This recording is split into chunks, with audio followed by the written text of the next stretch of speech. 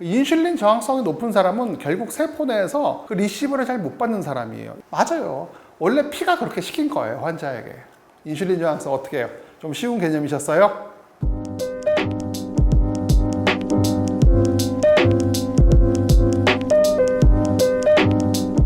난임 환자 중에 다낭성 난소증후군 환자가 많나요?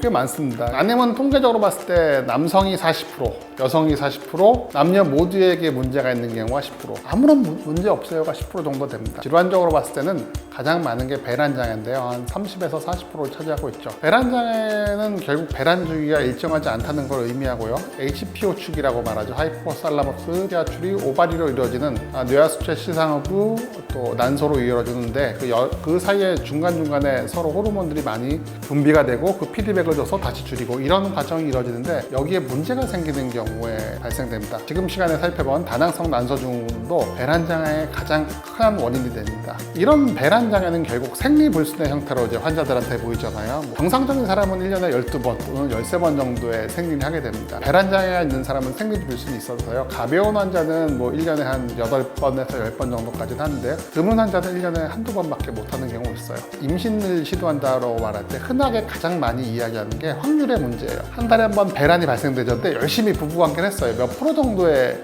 임신 확률이 존재할까요? 한 10% 또는 그 안쪽으로밖에 발생되지 않아요. 그 10% 정도가 1년 동안 누적이 되면은 정상적으로 한 80에서 85% 정도가 되거든요. 12번 시도해야 돼요. 그런데 1년에 3번에서 4번이면 확률이 아주 떨어지게 돼 있어요. 그래서 이 배란장애나 생리불순이 난임의 아주 중요한 원인이 된답니다. 방금 봤듯이 다낭성 난소증후군에 대해서 생리불순이 발생되고요. 이 생리불순을 치료하기 위해서 피임약을 복용하기도 하고 좀 더 간단한 방법으로는 배란을 강제로 시키는 거죠. 클로미펜이라는 약물을 투여해서 과배란을 시켜서 생리를 진짜로 배란하게 만들어서 임신 시도를 하는 거죠. 이 과배란을 투여하고 초음파를 볼 경우엔 배란을 비교적 정확히 잡을 수 있기 때문에요. 그때 이제 노력을 하게 되면은 임신 시도를 하는 거죠. 다만 과배란이라고 하는 거는 자주 쓸 수는 없어요. 일종의 난소의 채찍을 때리는 거거든요.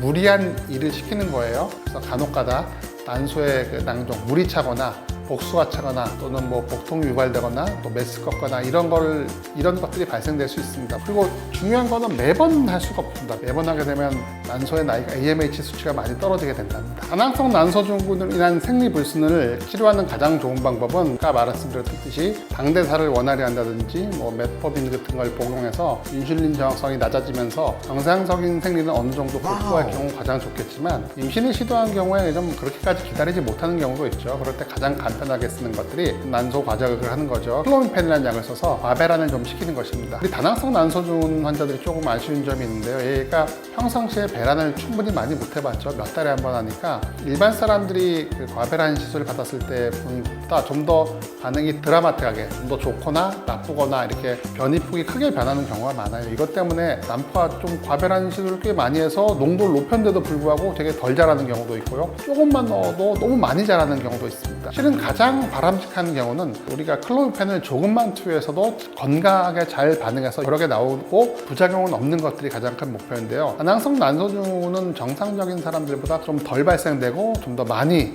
난파가 발생돼서 난소 과자극 증후로 복수나 부종, 난소에 혹이 생기는 경우도 많고요. 또는 높은 농도를 써도 반응을 덜 하게 되는 경우도 많습니다. 피임약을 복용하기는 좀 그렇죠. 그렇다면 한약으로는 다낭성 난소증후군을 치료하는 건 어떨까요? 몇 가지의 한약들을 통해서 다낭성 난소증후군의 유효한 한약들을 한번 살펴볼 거고요. 그 한약들을 이용해서 향을 만들어서 실제 임상에 투여했을 때 어떤 식으로 환자가 반응했던지 그 결과를 가지고 여러분과 같이 한번 이야기해 보도록 하겠습니다.